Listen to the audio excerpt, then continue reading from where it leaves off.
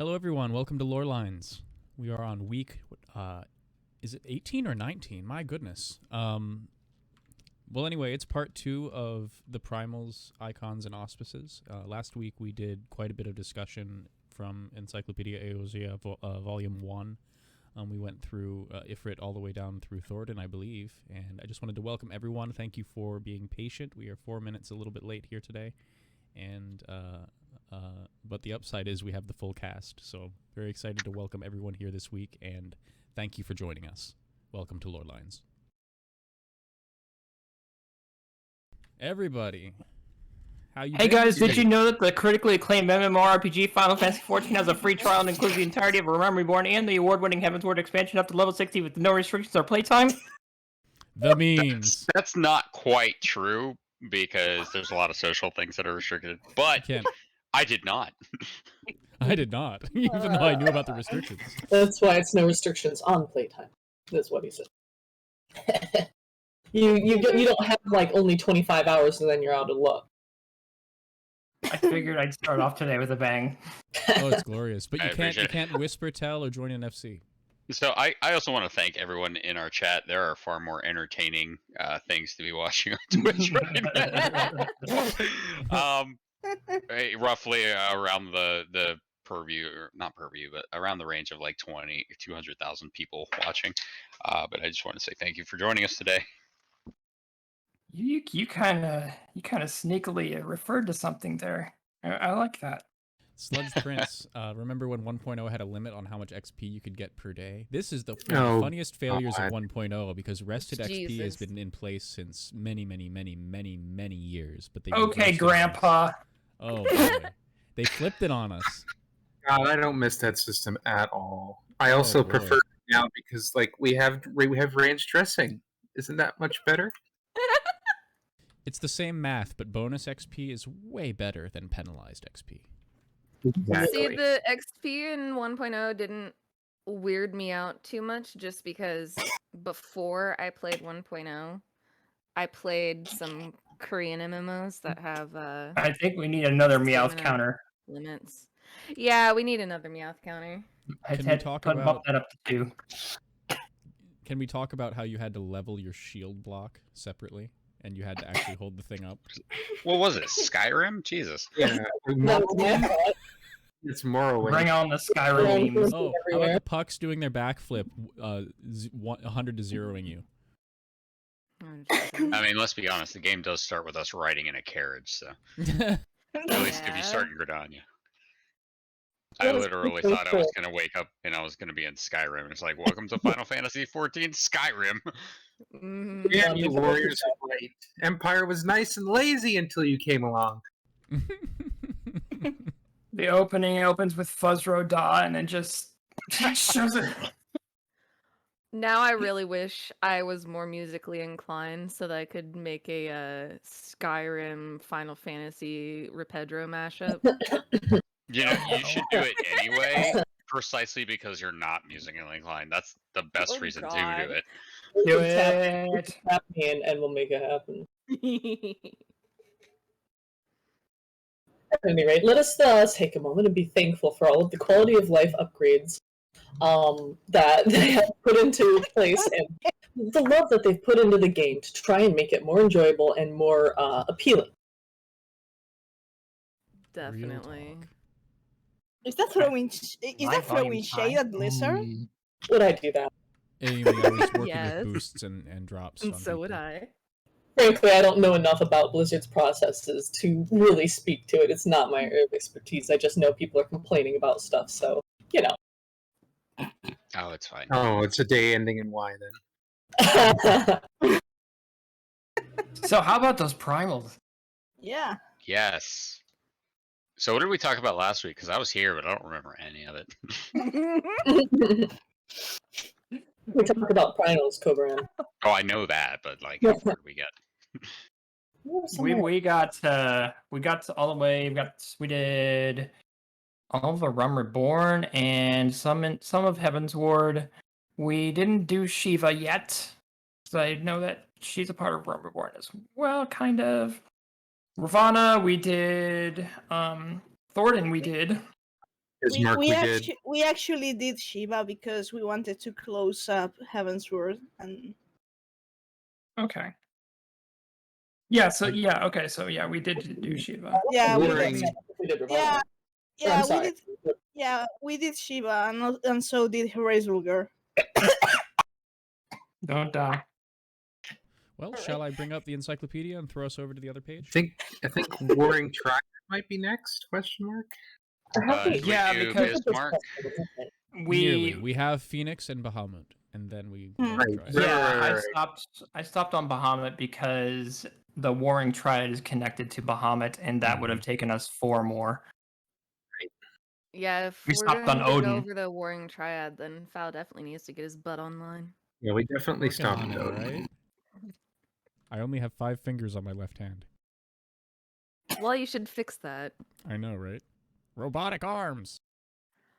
I I would mean, get robotic arms in a heartbeat. if you add the other one back, Inigo Montoya I'm might come and the kill only you. So. half robot here. No one else can be. All right, let me switch the channels here. Okay, but can I be 2/3 robot then? No. Need some robot to back that up. Back that up. I prefer to be an eldritch horror like my love.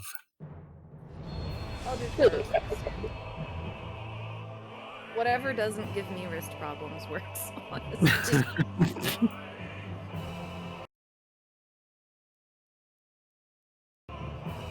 Visuals a Something little covering the text. Is it another 14 ad? We're good.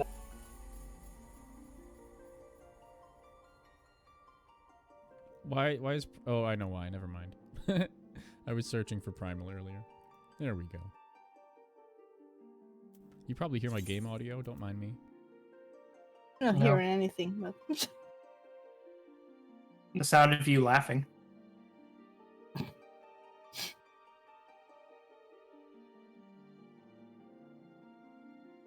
Shall I go ahead and read it?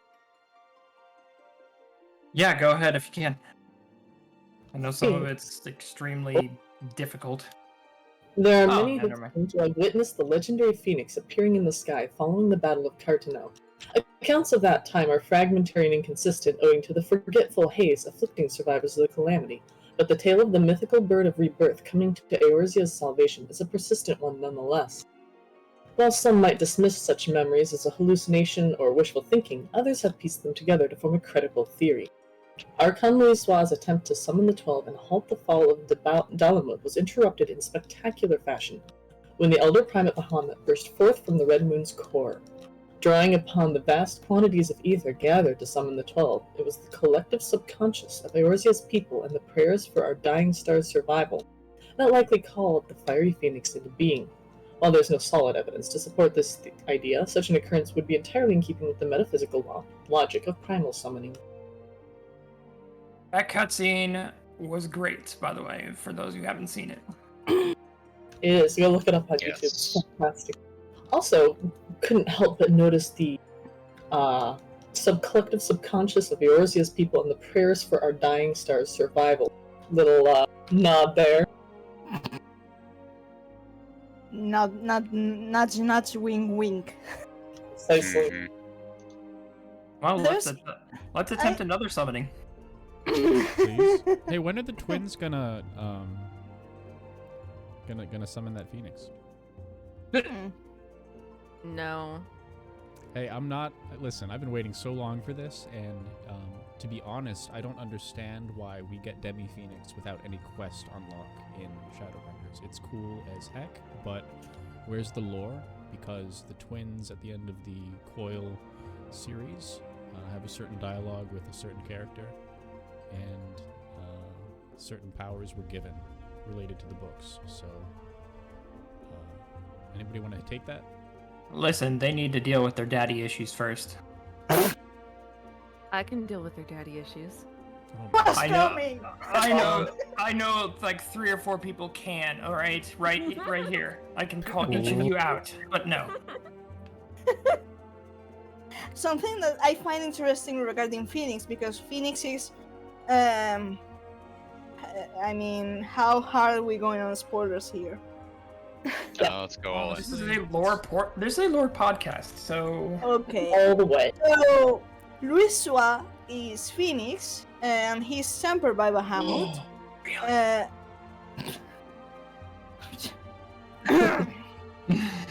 Louisoix is Phoenix, and he's tempered by Bahamut. So when we compare this Phoenix here with the color scheme of Bahamut, we see that certainly there's an influence because our Demi Phoenix is not blue at all.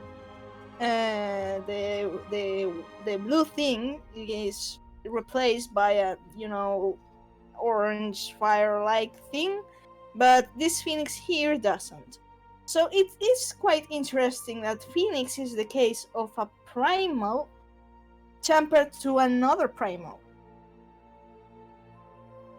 we didn't get the blue eyes. We got the red ones. Look, he's trying to log in.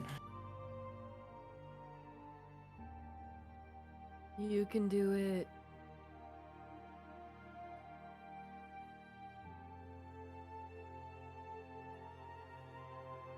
What are you doing? Making it shrinky. Bonnie asked me to log in. Mm-hmm. So yes, it's like it's like it's like in some kind of Inception, primal tempering another primal. So I Temperception.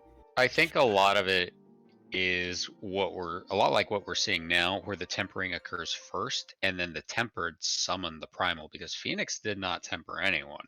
Phoenix was already tempered. Hmm.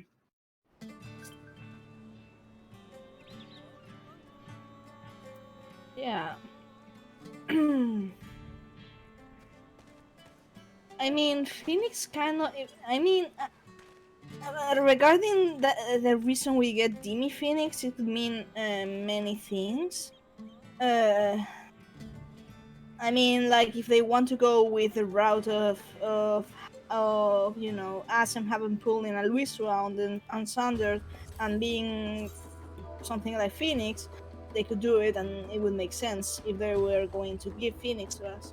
But at the same time, I think pretty much it's kind of implied that even if we have not done coils, the story kind of assumes we have done coils. Pretty much. Zombies and says by whom? By whom? By whom what? I mean, by tempered whom? by whom? I would assume so. Bahamut. Similar to how Nailed in Duty Darkness points. was. When Louisoix DBZ'd his way through Bahamut and turned into Aether, he was kind of absorbed by Bahamut and enthralled.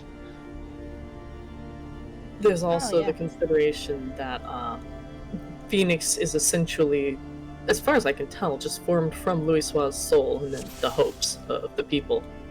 So and having the dreams. soul in there may have some effect.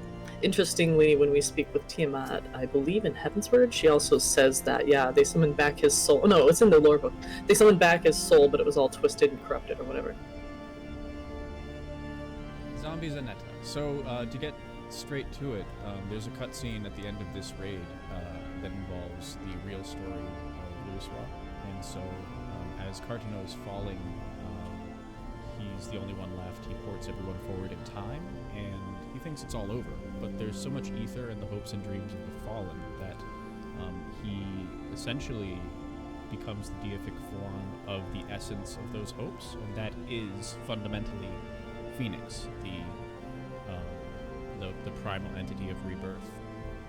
So by pure accident, he doesn't intentionally become Phoenix. It just kind of happens. He DBZs Bahamut, as stated by Cobron, and then he starts to give his ether back to the land, and big whoops, because Bahamut wasn't dead yet. So Bahamut tempers Louisoix, and that's essentially the story.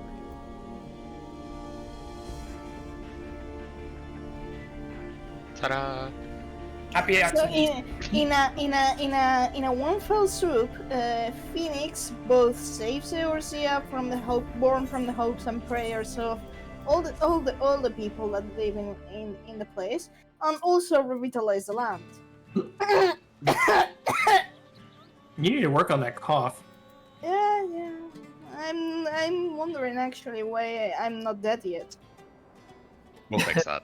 Wow. Zombie Zanetta is asking a specific question. Does he, in essence, become a primal or an icon? This is actually a really interesting point of contention here, and I'm not sure we have a canon answer as to if there's even a distinguishing feature, but what strikes me about the term icon in its usage in Garlemald as well as Alag is essentially, you know, the core word of this, icon.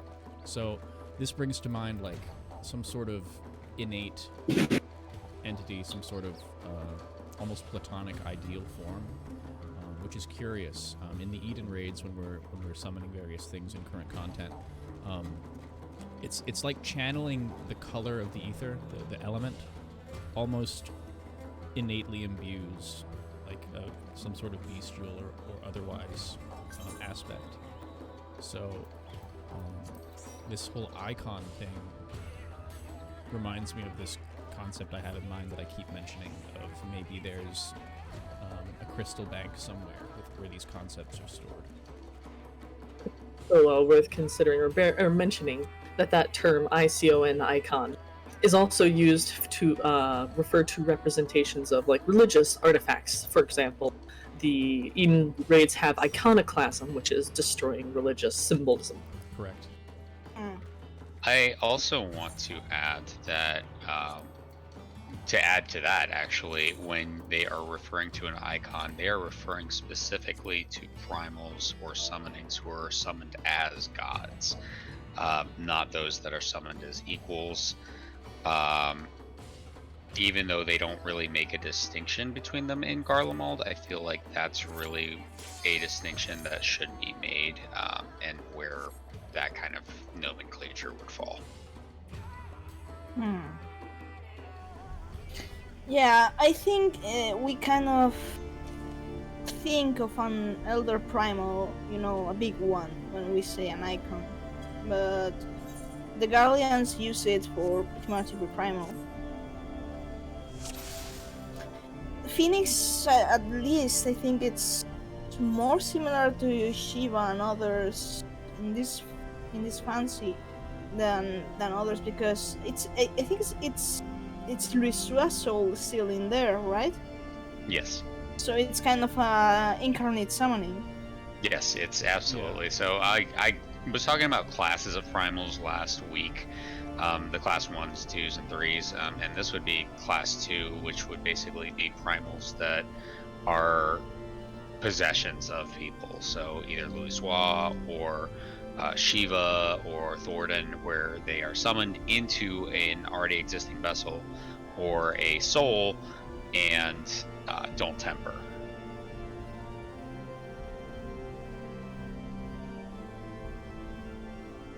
Reload G pose. I turned around.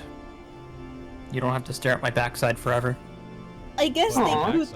I guess they could temper if they wanted, judging by Queen Gunhildr, for example. It's possible, but Queen Gunhildr would be more of a class 1, where they are summoned as a higher being, and then Ooh. do temper. Shinryu, Shinryu is complicated as fuck. It is. Shinryu is similar to Phoenix, yes. Just think about the fundamentals. So, a bunch of people die, they have an emotion. That emotion is given some sort of battery power, in Shinryu's case, eyeballs, from space aliens. Not wrong. And then Not wrong. The will of the summoner chooses the beast. So, in this case, Griffin Sama is summoning a very angry, multi-aspect dragon horde. Don't be sorry, zombie. Don't be. But love No, talking we about want this. questions. This This- is wonderful. What we do. Thank you. yeah, I don't know if the encyclopedia talks about Shinryu. I would save this discussion when we get there, because Shinryu, I think it has a lot of layers.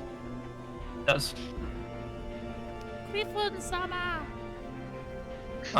So shall we move on to Sephiroth, Sophia, and Zervin? Let's do it. Oh, Let's go Bahamut. down. Yeah, let's take a pit stop at Bahamut. Pit stop. Yeah, now we can pick up. No one Sarah. likes Bahamut. I'm just kidding. No, questions actually help us engage. I mean, they're exactly what we want. We want to engage with community and kind of hang out and talk shop. So thank you, and don't ever apologize. Keep them coming. Yes. Yes. So go back one page to Bahamut, and I will go ahead and read it off since I have the EE in front of me. Ah, yes. I love this picture. I kind of want this art as a poster on my wall. Yes, this is the reason we all flipped out when the Endwalker trailer dropped and Histinian said Vritra, because now we're finally seeing, another one of the first brood, and we're only missing one now. So I digress. Now you're being pinged. Anyways, Thank you for the announcement. I'll take care of it. one of the 7 great worms, Bahamut, was slain while fighting against the Allagan invasion of Mericidia. His brood sister Tiamat led the surviving dragons in a summoning ritual, and their prayers resurrected the Dreadworm as an avenging primal. A terrible incarnation of wrath and fury, Bahamut descended upon the heart of the conflict and incinerated the northern invaders with ruinous flames. He was eventually undone by the might of the anti-primal weapon Omega, and his undying rage was sealed within the core of Dalamud. For millennia, the shackled entity's command over flare and fire was employed to harness and store the energy of the sun. Then came the fateful end of the 6th Astral Era. By enthralling the mind of the Garlean legatus Nael Van Darnus, the Bahamut was able to manipulate the direction of the Meteor Project, and thus free himself from the skies of Cartano. Released from the Red Moon after 5,000 years of imprisonment, the furnace of the Dreadworm's vengeance immolated the land of Eorzea, and ushered in the aether-warping devastation of the 7th Umbral Calamity. More Omega, guys! Hopping out of Phoenix for a moment. So I can't 1v1 him. I mean, you can if you want to crush the bird. I'm not entirely convinced that Bahamut did that without any kind of help.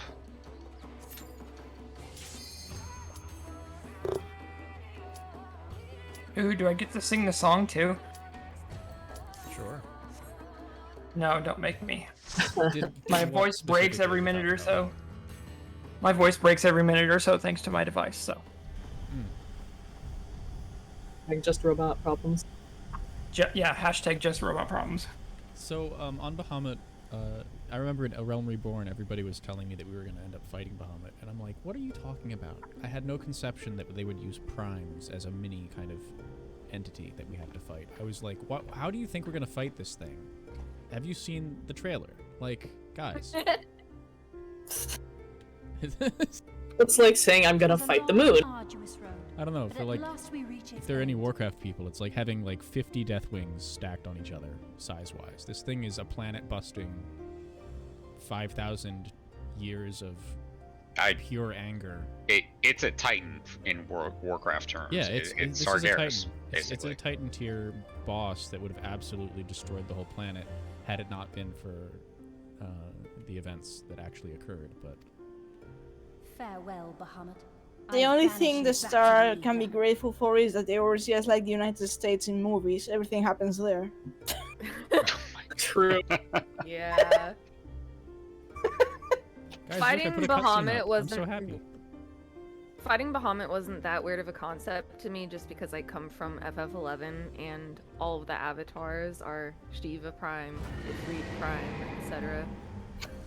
So I kind of just expected it. He is not yet home. So, I Bahamut, did not think him capable. go ahead.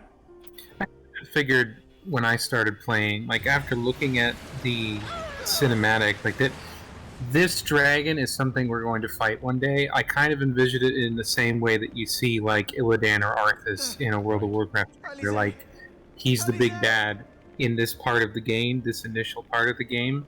So it almost feels like it would be stranger to me not fighting him at some point. I agree. So when it did eventually come to be the case that we would fight him, my main worry or wonder was that he's like 100 feet tall, like Godzilla-like size. How are we going to fight him?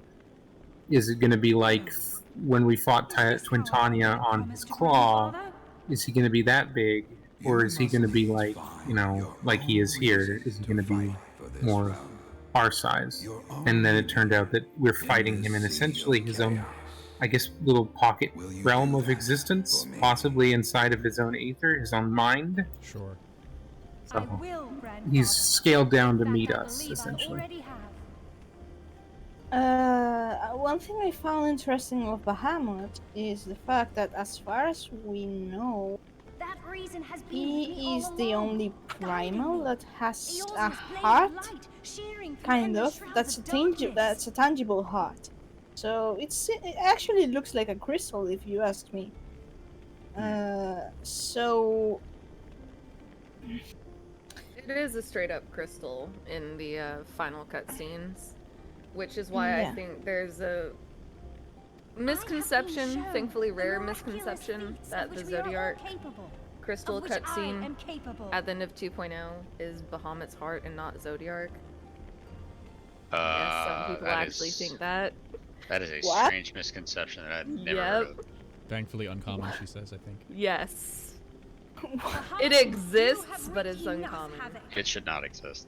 Yeah. I will not let your wrathful fires consume. It's because you hear the roar at the end of initial 2.0, and then you get the vision of Zodiac as well in the same span of cutscenes, and people are like, "Oh, okay, so the roar is from Bahamut, so obviously the grape crystal is Bahamut's heart, since Bahamut's heart is also purple, right?"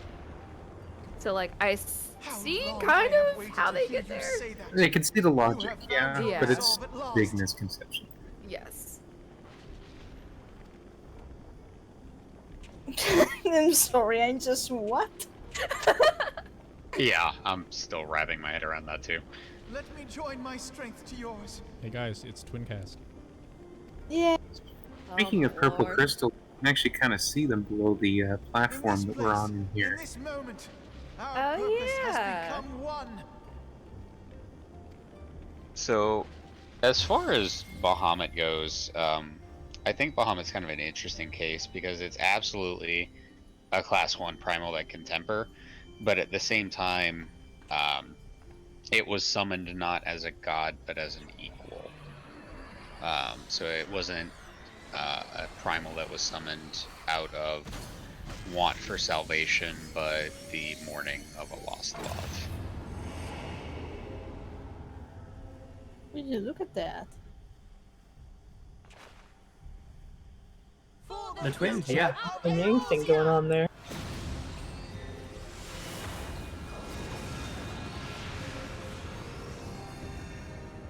The power of familial love. It's the power of the Keyblade.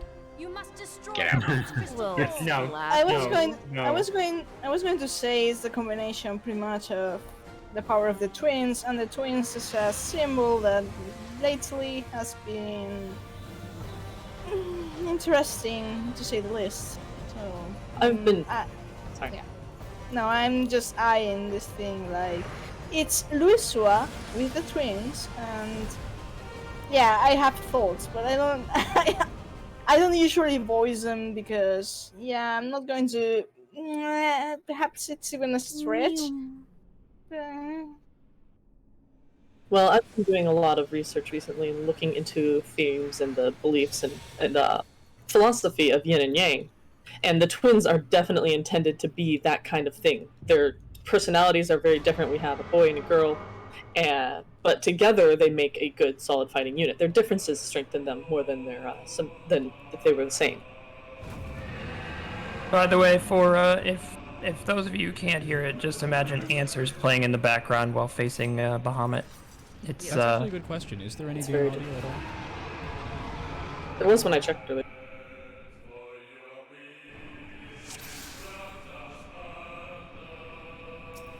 Are we actually gonna fight this thing and then like? Let's do it. Oh It's a my little god! tricky. I'm not even a tank. Yeah, Yeah, we- Oh, I we should've don't gotten need here as a where we're tank. going. My rotation's scuffed. Don't let it temper you. Actually, that's very interesting. Obviously, Bahamut at this point was very drained, very damaged, and not in the best of shape when we partly reconstructed. But still, even at level 50... Okay, we're about to skip every phase. Yeah, still at level 50, the adventure is strong in the Don't Echo bounce. September. Don't go bounce. Oh. Spread out, you'll I probably be fine. totally remember this fight. I swear. actually I did this fairly recently with a friend of mine on this character, so I do kind of remember it. But I also did a lot of progression with it back in the day, and it is a lot. This is fun. I'm excited for cross data center and that we can do this all together. This See, I really like bumps up the stream. I like the vines on the platform here. There's the green.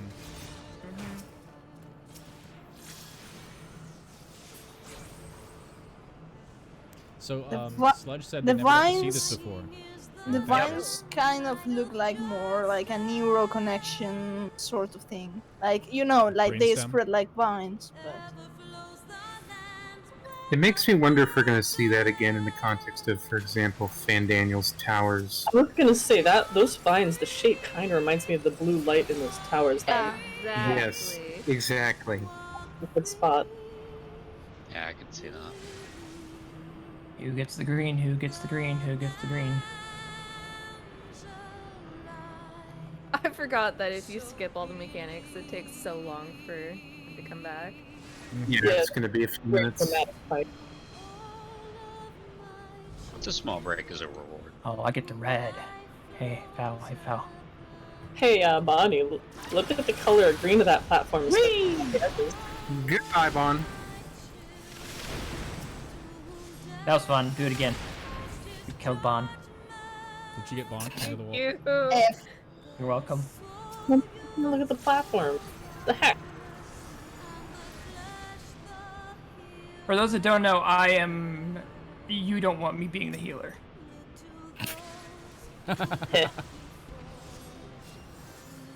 Neuralink.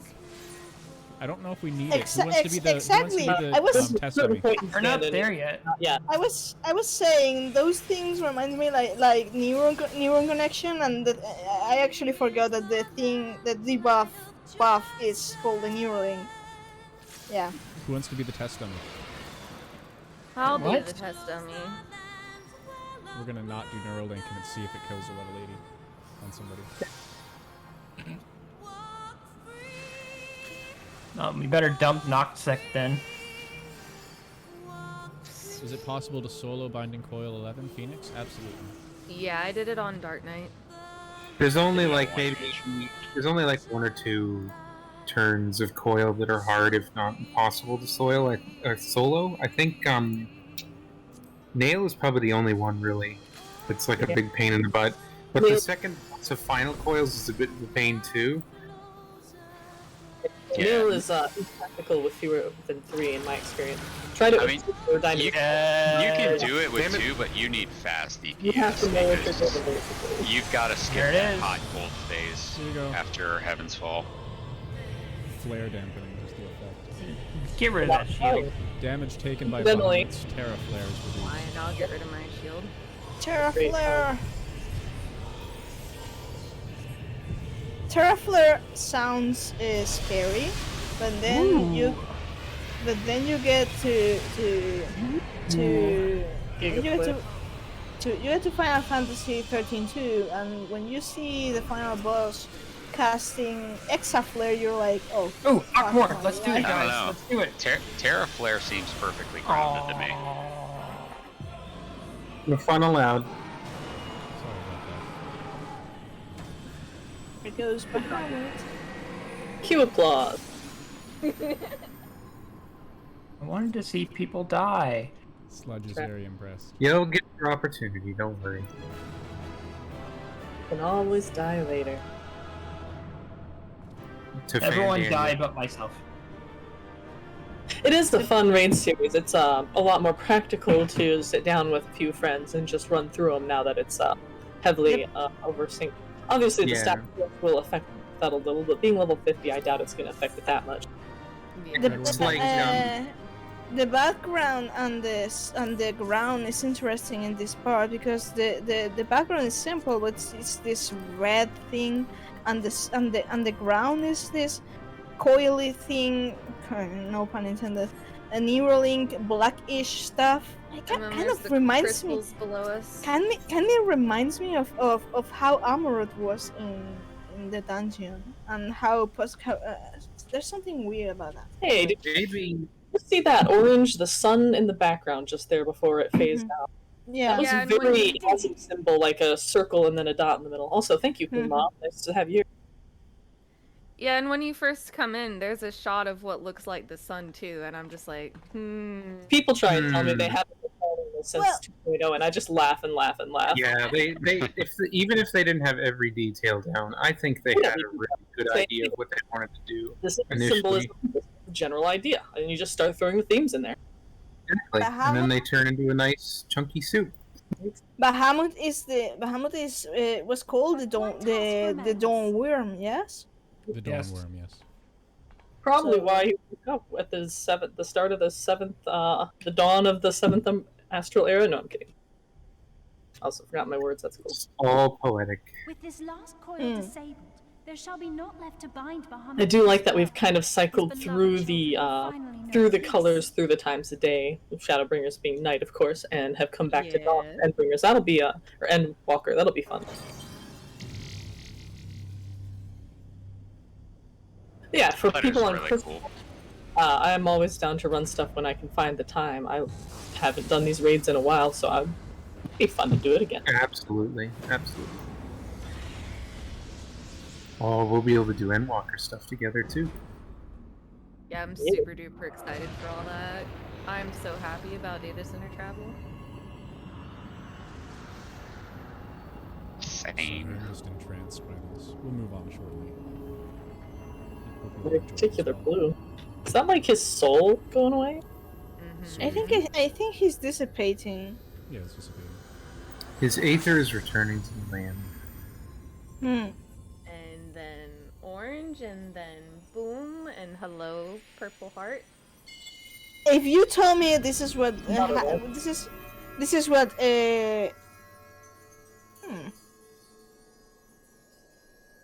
Wait, Meowth, you've never seen this? yeah, I did, but it was a long time It's been a ago. while. I'd forgotten about that. And more like sun imagery, you know? Because reasons. Total coincidence that definitely won't become important several expansions later. Clearly. Guys, it's snowing. But it's not snow, it's people. God. Meowth and I look at each Wow. Near reference right there. other. Snow and summer.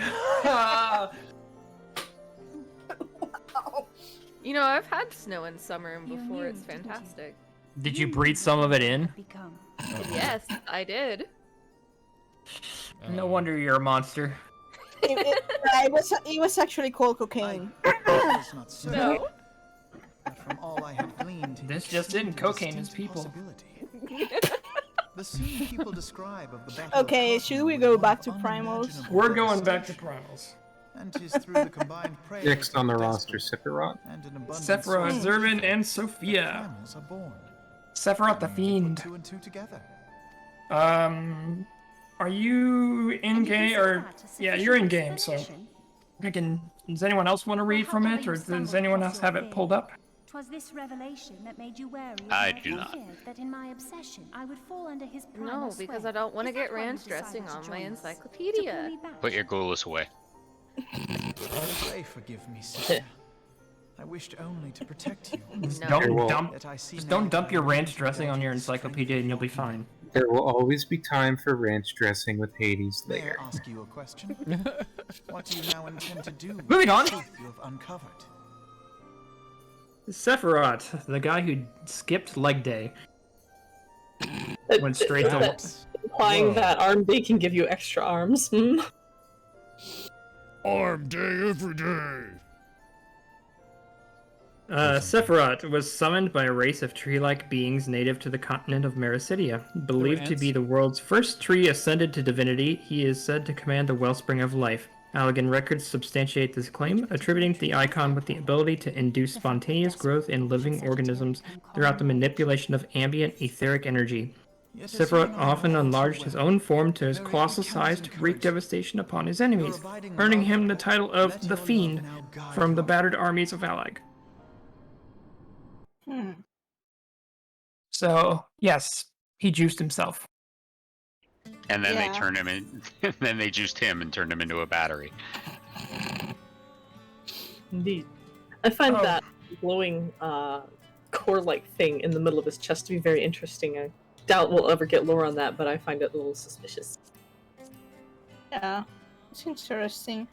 Also, the icons of the Warring Triad, they each represent. Well, I'm not going to say Middle Eastern because Sophia is kind of Greek, but Greece sometimes is added. I would to not say Middle Greek. East. I would not say Greek at all. Nah, it's complicated. Some of her moves are. One of them is called the Chintamani, Yeah. which is a reference to the Chintamani stone. I was speaking of the origin, the name Sophia, the concept of the balance and all of that. Yeah, there's definitely some Eastern flavor in that. The Chintamani obviously is the Indian. Like Indian, version of the source of Philosopher's Stone. Curse you, Harry. So it's kind of a mix of some Platonic beliefs with Indian mythology, but at the same time, Greece sometimes is included in Near Eastern civilizations. Sephiroth is clearly, well, I don't know if I had to say Jewish or Hebrew. And I would say you're right about that one, yeah. All of these concepts are ultimately inculcated into various things such Yeah. as mysticism, Hebrew Yeah. etc. So, like, the Sephiroth is obviously. I should pull up a stupid image, but it's a real concept. Sophia standing for wisdom. So. I believe Sephiroth or Sephiroth is actually also on the Tree of Life. Yeah, it's actually the tree of the Kabbalah. It's that They very have tree. And if you look at this in terms of looking at the aetherological chart we have in the game, it's very clear what the references are. Yeah, that's true. In fact, I have something to show you guys.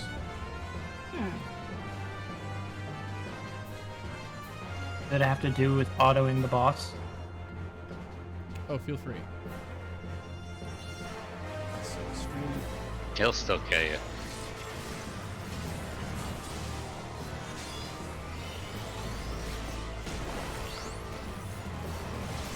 He has a tail, actually. I hadn't paused to consider he has a tail. His appearance is generally quite similar to Chaos from the Omega raids, actually. Yeah, I would Which say is from previous game. yeah. The Kabbalah tree of life. The Sephiroth. You'll notice familiar looking things on there, like Bina is one of the names of the ad. Bina, the ad. Yeah, They use. Have any of you played Fire Emblem Three Houses? Nope. Really? You asked me that?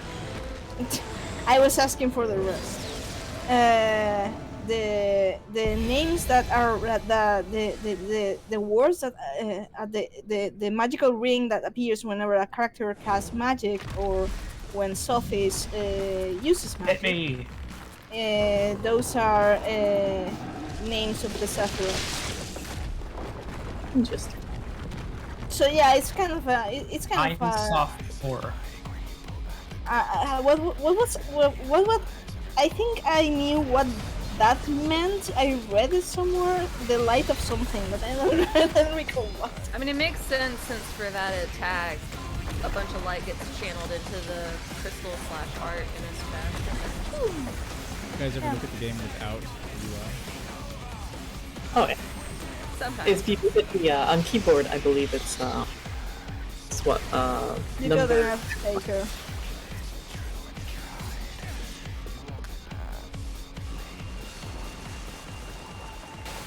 Too bad the music doesn't stay after we kill him.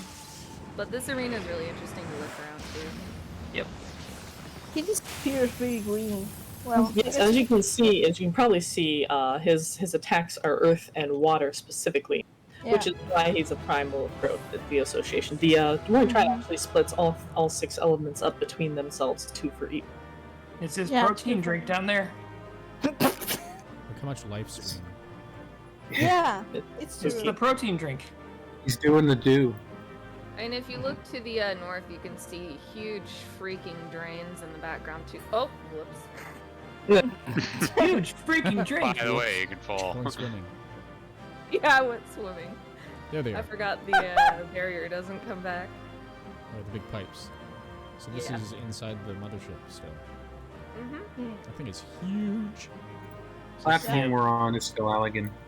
That's to see I it mean, all. I'm not saying anything, but if Sephiroth is the tree of life and is the closest thing to the live stream we've seen, that green is the same shade of the underworld section of the twinning. Just saying. You know, this brings to mind, since we're talking about the Warren Triad, the whole purpose of them using these 3 primals as a battery, right? Aw. This is the facility that's involved in chimeric experiments and the Genesis expression. Yeah. Genesis expression, for those who may not remember it, because it was more or less a one-off, like mention, is the a thing that Alligans had discovered that they could use this expression to basically create from nothing, which will sound familiar if you read up on the ancient powers of creation. Yeah. Yeah. Or if you watch Star Trek too, because Fair. it's the Genesis device. Are we all suiciding? I mean, I already left. I mean, it's live stream. Do you really think I'm going to not jump into it? Hey, I'm alive again. Right? Maybe Put her in the Find wheelchair and have her maybe- predict future Square Enix games. maybe you can find some. You can find something if you take a dip. Oh, I'll find something, alright. Don't you worry. Moving on to Sophia. Yes. It's actually one of my favorite songs. It's Same. really Same. great. Made in 2 hours, according to Koji Fox. Which is Oh, freaking quite well. Sometimes when you work the fastest is when you're the most inspired. I know. I swear, Koji Fox is the writing manifestation, or the composing manifestation of those artists that say quick sketch done in 2 hours, and I'm like, quick So, sketch. This fuck. is one of the most interesting arenas to me, by the way, for the Warring Triad. Wait till the Is next it- phase. I Check leave out the the buildings in the goddess in your background. capable hands. Yeah, kind like of- the first watch out phase, for her the worshippers. watermelon crystals make me think of concepts in Anamnesis Anator. Those containers behind us. Mm-hmm. Many There's 2 really chains. big ones to our left and right as well. So I'll go ahead and read off Sophia. Summoned by the diverse peoples of ancient Mericidian nation, Sophia was revered simply as the goddess, an entity of enlightenment. Legends tell that she brought together tribes of disparate form by imbuing their souls with a transcendent understanding of balance and harmony. Sophia is beloved for her boundless compassion, yet also feared for the merciless retribution visited upon those who would dare upset the perfect equilibrium of the scales. Oh god, not the balance. Yes, not them. Also, an interesting design thing is the quote-unquote The daughter she stands on unenlightened has comes. horns that remind me of the Amano Heidelin artwork. Yeah, true. And yeah, kind of. I mean, you could see that and think it's a Steam Eater. I mean, yeah, it's the Yeah. same color Way to scheme. death. And it could be Proto-Amdophorian. has a halo around it too. Yeah. It's a mix between Sin Eater and Angel from the Bayonetta series. And as far as the elemental stuff goes, you'll see Sophia casting wind and lightning attacks. Those are her 2 elements of the 6. Yep. And also Sophia- drops blows into balance. Fucking Quasar. Kill number 2 first. Come forth, scales of revelation. Oh no. I would know the weight of your souls. Alright, look at the buildings now. Yeah. They look like the Eastern, vaguely Amaradish thing. I found that very interesting. The square And the gold. Plus, a lot more if you gold. look at the sky in the north, Sin must sky be in the north balanced is with suffering. Oh. Well, the sky in the north is the only area that has this reddish orange hair in it that reminds me a lot of the last area in the Emerald Dungeon. I would Be the say bearer that of my kind wisdom. of, but if we go by progression, Sephiroth Arena is more like blue, then Sophia has this sunset dawn effect, then Servan is complete red, like, you know, like, Very climate is right, yeah. yeah. We'll see. Won't we?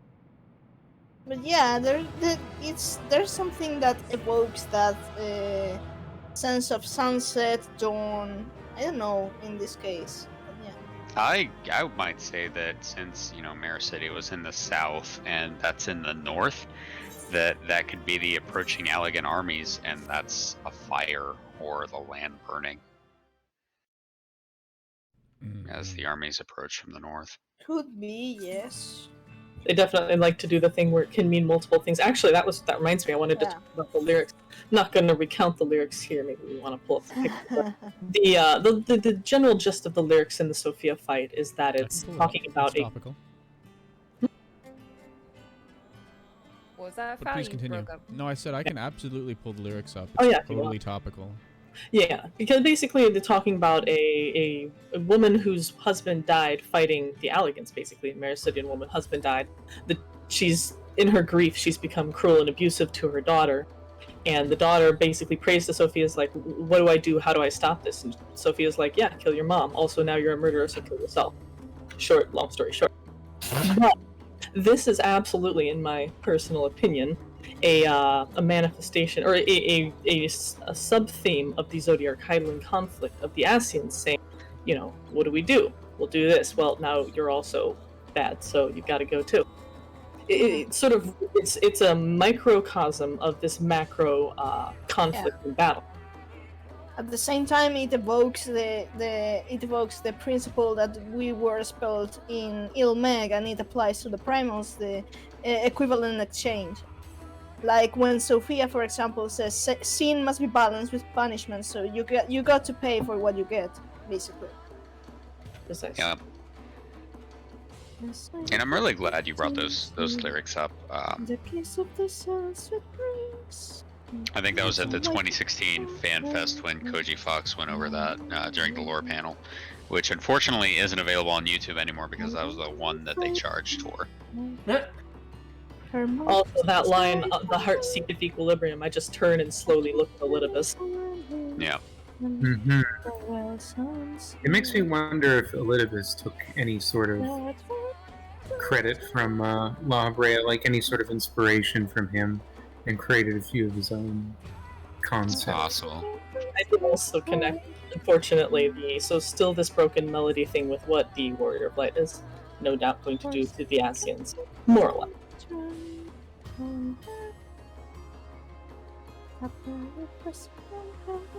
Yeah, do you have anything to say about this? No, she's just gonna sing it all. A heart with a harmony is moonlight with a dark. I don't know. Need more because you put How the many perfect windows are you going to balance. open? They call it with balance for your worry part. So still this broken melody, under with shelter thee. One last step only What happened? leaving, an empty heart and down the sea. You're opening up more instances of everything, is what it looks like. Everything is Yeah, we need it's to go deeper. replicated. You I'm gonna switch broke screens the here. internet.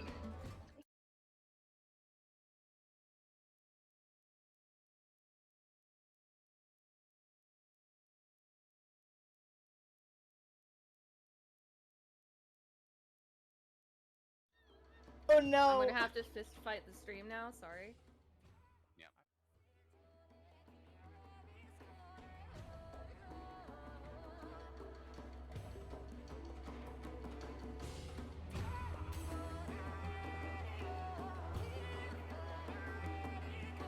There it is. Oh, such devastation. This was not our intention. It just keeps I don't happening. believe you. I don't. Yay. Okay.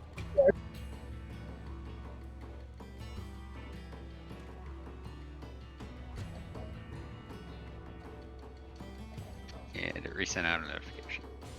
Well, sorry about that delay, everyone.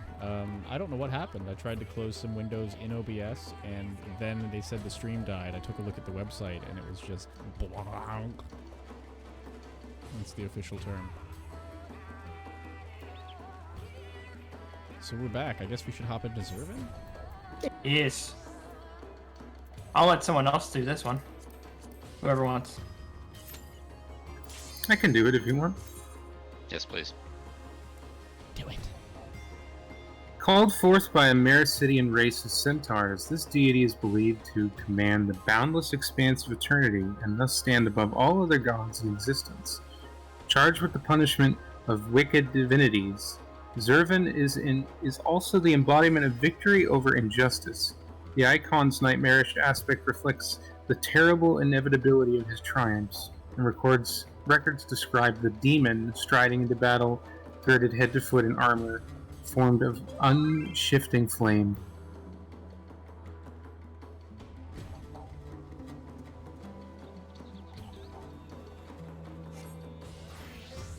He's also a birthday cake. He's a birthday cake. He has Wow. layers. I think he's more of a snowflake. Get it? Wow.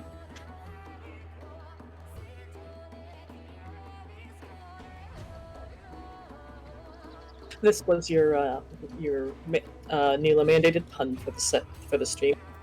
Any future puns are just bonuses. Can someone commence? This guy is the Fire and Ice one, which is interesting. In Final Fantasy XIV, Fire and Ice are not opposite each other on the spectrum. They're actually in this. Is it a dominance or a submission? I forget which. I think it's a dominance where fire melts ice. There's been enough sacrifice for one day. Yes, but wind We must puts out take fire. the chance we've been given and Indeed. defeat Zervin now. There's a little unusual. Usually in other previous games, you'd see them opposed.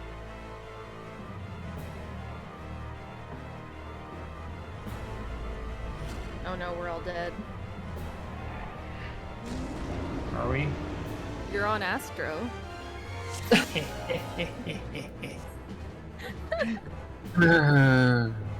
Poor astrologian. Round and round the roulette goes. Who I'll kill, nobody knows.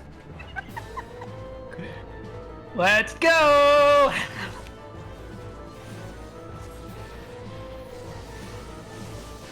Swapping out an What could be over here?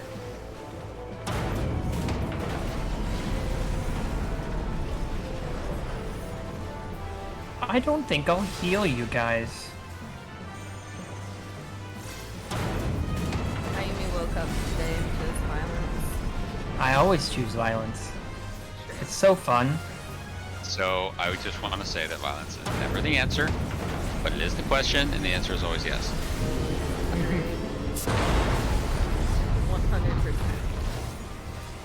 100%. It is indeed one of the 3 submissions. Ice is melted by fire. Good and evil. Interestingly, the submissions are designated by the white triangle on the elemental wheel, and the dominance is by the black. I guess because black is in this universe active and white is passive. My doubt is fled. So, this is opposite yin and yang incident. I pulled up the Kabbalah Eorzea. Rip Sword just banned, guys. Wahahahaha. They didn't skip Soar. Awful. For those who weren't present during Heaven's Ward, there was a meta where if you didn't skip Soar, they would kick you. Basically, it was a difficult mechanic, and if you didn't have the DPS to skip it, people couldn't be bothered to learn it, which is unfortunate. Do we want to just let Zerva do his transition? Yeah, might as well. I'll stop doing it. So yeah, this I'll chart, stop being a jerk. That phase in this one is very interesting, actually. Sorry, go ahead. No, the hexagonal interlaced inverted triangles is a Everyone in. among other things indicating the let him go. complementary but inverted male and female creative energies. I melee him. Nice. Karate chop. Concept being that a synthesis of those energies yields creation. I can karate chop him. That's great. I So in shall this chart, rise above all. you see the tree of life in the center. Bear witness to my will. Can we take a moment to appreciate his voice acting? Yes. Bear witness to my will. Also, there's that little 6-pointed star underneath the roots of that. You see that actually on the cards, like the astrologian cards that have each what's the word, constellation on them. You see that symbol on several, not all, I think all of them actually, on many of them anyway. It seems important. Frozen in time, my armor of flame. Unto a Goodbye, transition, Anakian. my righteous strength. Bow to mine infamy. Some of those ads summon down meteors, interestingly enough, and others have gaze attacks. The meteors obviously sort of make you think of. Is this a what it special feels like to note chew of 5 gum? Yes. Oh my lord. Hey, look around. This is important. This is geography lesson. Yes, this is I got geography. side. And that's my Man. favorite part. This is where we really get to see some of Mirror City. Like, they just, I mean, we could take this as illusion having to do with the primal fight, kind of like our synthetic oversight, but Aww. it's just really cool. It's curious to me For because everyone. during Sephiroth you obviously see the drainage system and everything, and it indicates that it's inside the ship. If you look here at the clear skies, none of this looks like houses at all. Reality has been warped in this localized area, Right. Yep. which, you know, I love that you can kind of sort of explain away the cool. It gets the rule of cool, but it also makes sense if you say, well, enough ether can warp, blah, blah, blah. Auto attacks on me. Listen, I can karate chop him. You're giving him paper cuts, not karate chopping. God. Look at it. Some sharp cards. This is awesome. Yeah, I love auto 8 stuff as Astro. I remember Hi-ya. ARR, I knew a summoner who would always fight in melee so he could get his sweet book wax. Like, he was I a did that DPS for a increase, while, right? I will admit. I mean, technically it Nice. is.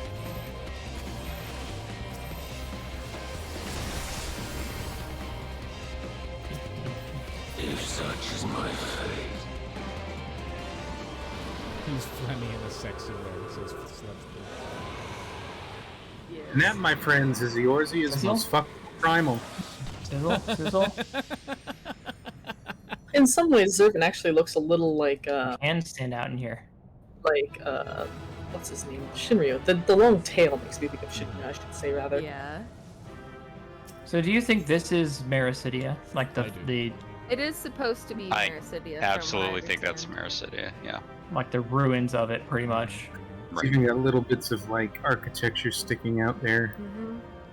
Maybe they like burnt up the land building like war industry to fight Alleg, and this was what happened to their I mean, homeland. Alleg at this point was more than a superpower. It was a global threat.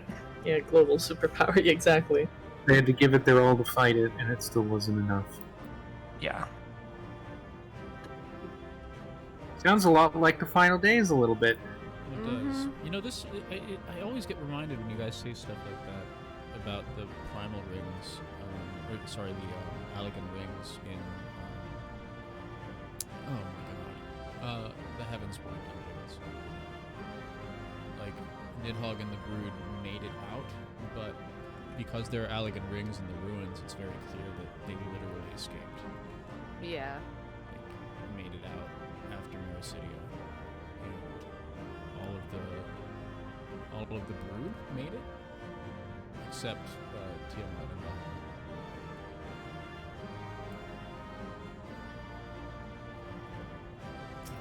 Like all these bent pipes and everything running through stuff, I'm just like, you know, what were they using? Were they using ceruleum? Were they using some other fuel source? Is this buildings or something else on fire? Is that literally rocks on fire? I want to know why it looks the way it looks. It looks very much like kind of a fantasy oil field situation.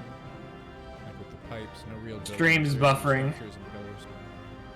Oh, is it buffering? Yeah. Constantly. Yeah, I'm struggling with that too.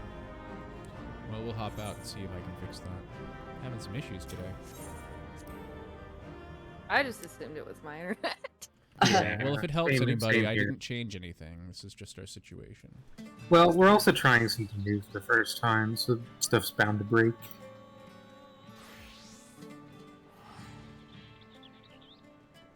That's right, you had to tell it off. You tell it experience. Can you get mine to stop too?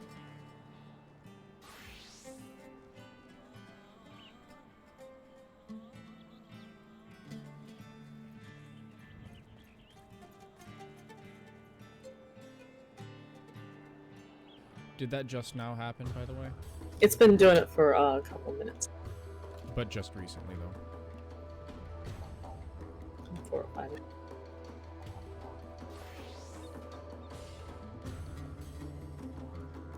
For me, if I was eternally talking.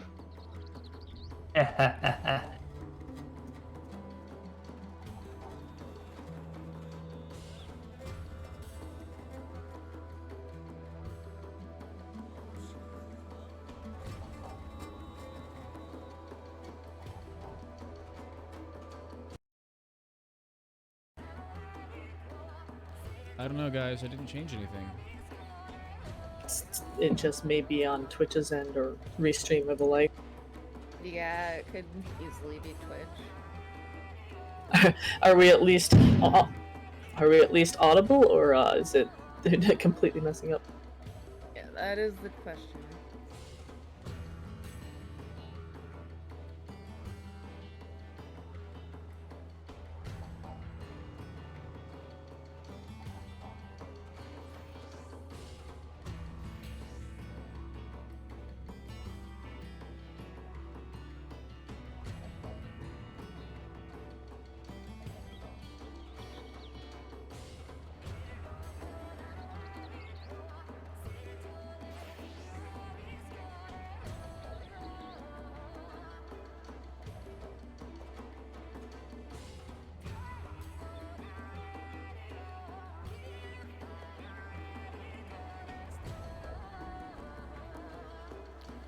Waiting for an update from the community. That pretty much does it for Heavensward Primals, though, doesn't it? Apparently, the Twitch chat says it's a lot better now. Oh, good. Yeah, so I think that covers Heavensward. Because Nidhogg was not truly a primal, just a trial. Right. So we're on into Stormblood now. Stormblood's where it gets weird. Yeah. We should probably start by talking about what is and isn't even a primal, because a lot of the things we encounter in Stormblood are not necessarily primal. That's true. In fact, I'm not certain we fought any primals except for, like in a conventional sense, except for Emanation and Pool of Tribute. Yes, those were the Obviously, only two, I believe. Tsukuyomi is. We'll get to these, but the long and the short is we have some Izael situations and we have some primals, and then we have many fights that are just auspices. So we're going to get into that here. I have things to say about Please. Tsukuyomi and Susanoo. Do we want to start with Shinryu, or do we want to start with Susanoo? Let's start with Shinryu. Does this mean I have to flip to number 2? Yes, pretty please.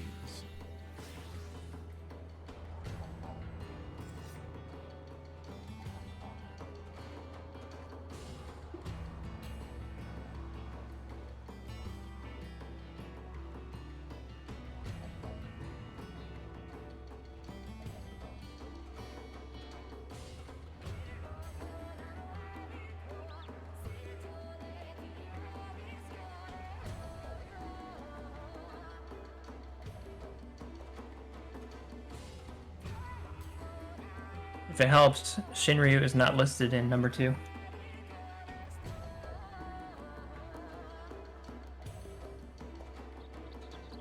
Well, that's fun. Shinryu is not a known primal entity. No one worships it. I don't think in this game. It was just a rage dragon.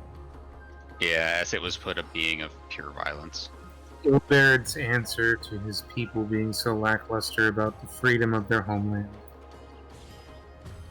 I mean, going into the MSQ angle on this, it's really depressing how little action was taken by the city-states and how it caused this whole Crystal Braves fuck noise, and then essentially the Griffin was doing the right thing.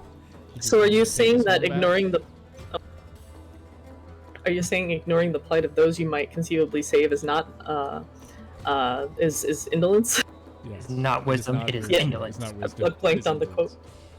Yes, exactly. Absolutely is.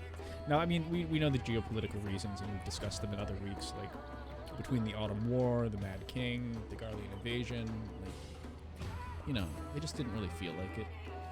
People were like, I don't want to deal with more of that. Just Yeah, like- leave it, you know? Yeah, it's Ignore like it's the- go ahead. No, I was just gonna say, ignore the plight of these poor refugees. Yeah, it's like a you made your bed, now lie in it scenario. And that's very not nice, but that's the politics. Indeed. Punishes the you might say the small man for the actions of the giants. Now, from the Alamegan perspective, they were a bulwark that did a lot of work. And I think they feel like with a little bit of backup, they could have totally not had that happen. Their shield broke, and they felt like they were just cast aside. Anyway, so while Ilbaird's methods were not great, it is certainly understandable how he got there, even if it's not necessarily like something I'd have agreed with. I'm like, I get that. Yeah, it's like 25 years of you're still not doing anything. Oh, now you're the lapdog of the Sultana. Okay, all right. Well, I'm just gonna ruin everything and spawn a hate god. I actually wonder what exactly he thought that Shinryu was gonna do. If it was just gonna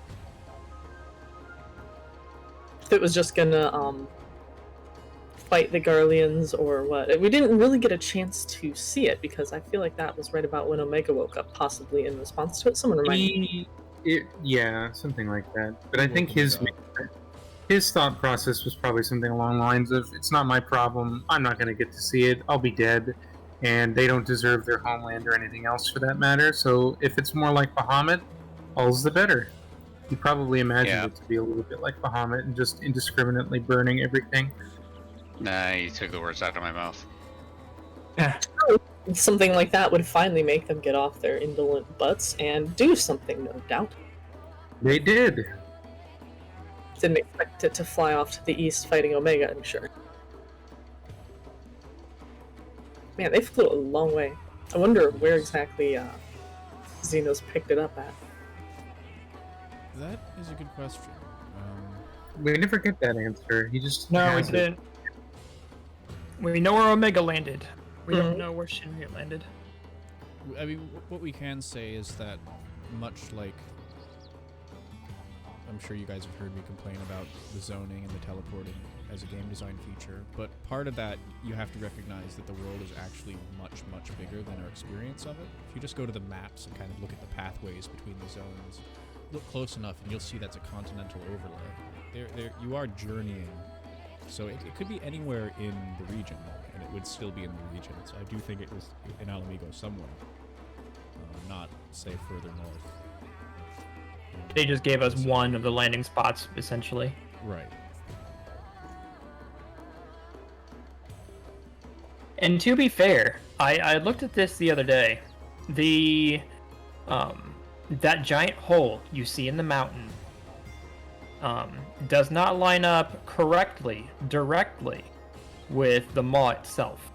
So that could be Shinryu's trajectory. I'm going to port out there and offer my alternate opinion. I have the impression it's much older than that. It looks old, weathered, not freshly cut, but I could be If you want to go ahead and port out, go ahead and we'll take a look, all of us. We're going to the fringes? Yeah. Road trip time. Or rather, field trip. Everyone does field trips. I'm going to try a game stream again. If it starts getting crazy, we'll give up. Let me know. You went to the wrong one. Peering stones is better, I believe.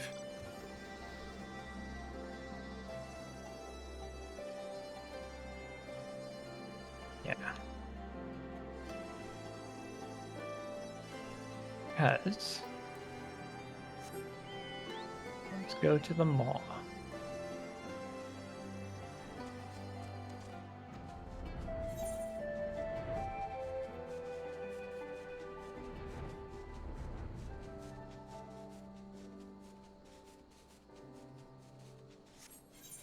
Actually called the Yawn. And yeah, you're right, we do actually know where I'm dumb. That is where Omega ended up. Yep, he filled it with purple goo as a prank. I misheard you. Yeah. My fault. The yawn is definitely... The mall. Haha. Yawn. Yep. Yep, the yawn. So the mountain looks like it's tilted down a little bit more.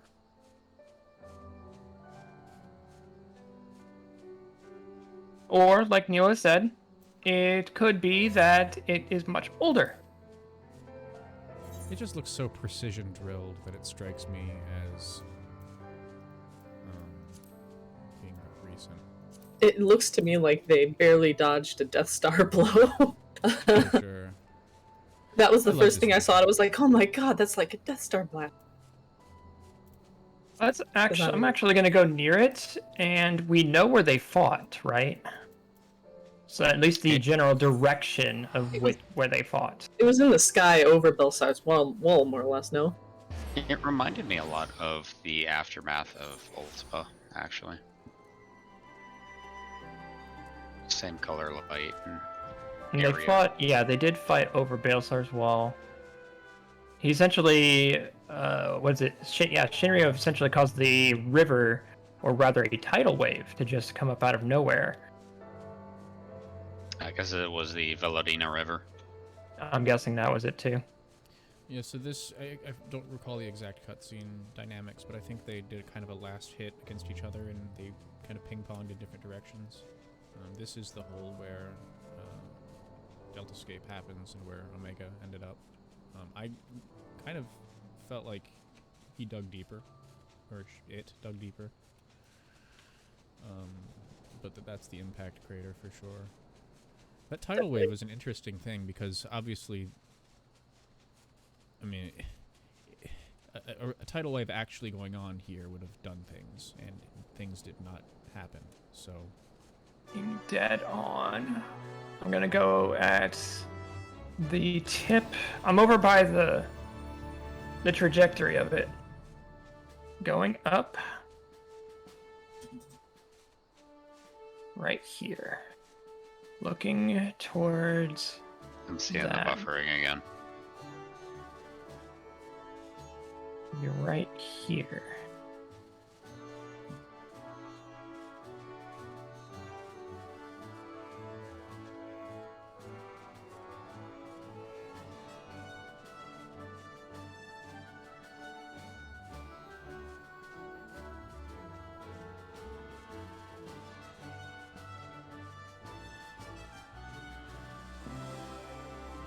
Rose.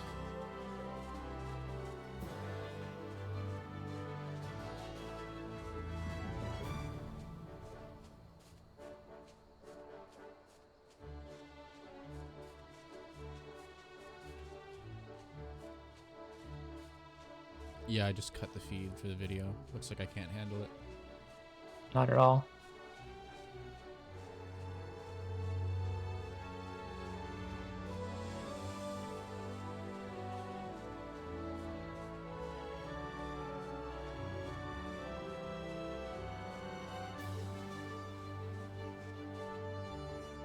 Can you guys still hear us or no?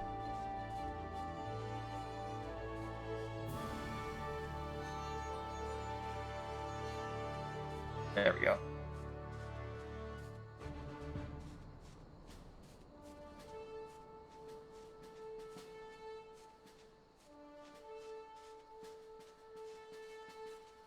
Oh well.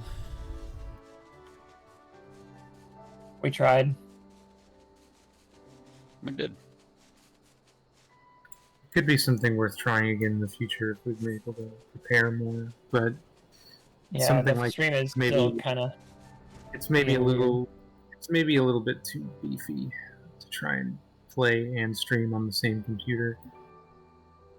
All that It could also encoding. be the number of windows instead of it being just the game window up and our chibis. It's a bunch of stuff. Right.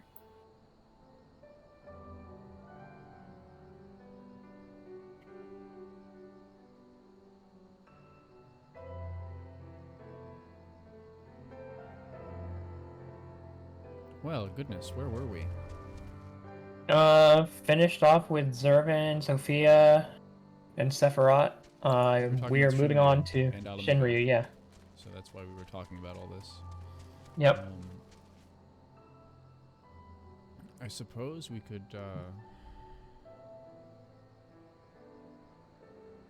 well, we've seen Shinryu in other games. It's just that in this universe, it's not anything particular. It really isn't, and it was, you said this earlier, it was born from the Griffin's desire for vengeance against the Empire. I can add, the battle mechanics for the fight are interesting because we see repeated mechanics from kind of all of the ARR Primals. Yep.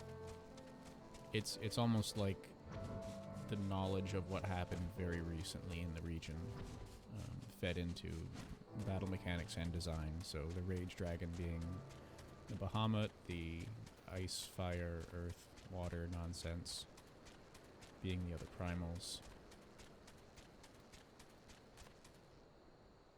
It's also interesting that it was created out of this hatred for the Empire, and yet it came to be co-opted by the Empire because it was so generally undirected. That and the resonant itself. I do think that while Shinryu as a primal doesn't have a whole lot of characterization, obviously being kind of a blank slate, that may be intentional. The whole tabula rasa thing, you can write whatever on it, and Xenos was the one who got to write that slate out, basically. I think we'll see some parallels with Zodiac, perhaps. So I guess going in order, we see Shinryu at the start of the expansion and at the end. I think the first primal we see is Susano. Yes. I have some stuff to say about him. Please do. So, the way he is summoned is with a jewel. Now, the Kojin, the way they summon their deities is with the help of sacred treasures. The bead, known as a Magatama, traditionally, you see that in-game used to summon Susanoo, but at the during the trial beginning, there's 3. There is a sword, there is a mirror, and there's the Magatama. These actually are a representation of the 3 imperial regalia of Japan, of the sword Kusanagi no Tsurugi, the mirror Yata no Kagami, and the jewel Yasakani no Magatama.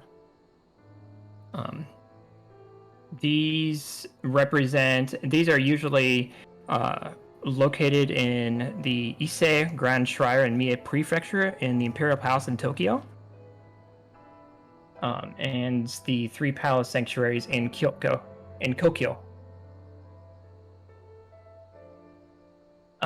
And I like this callback because it's a very traditional and Japanese kind of Eastern representation of the fight. And Susanoo itself actually is the name of one of the Shinto gods.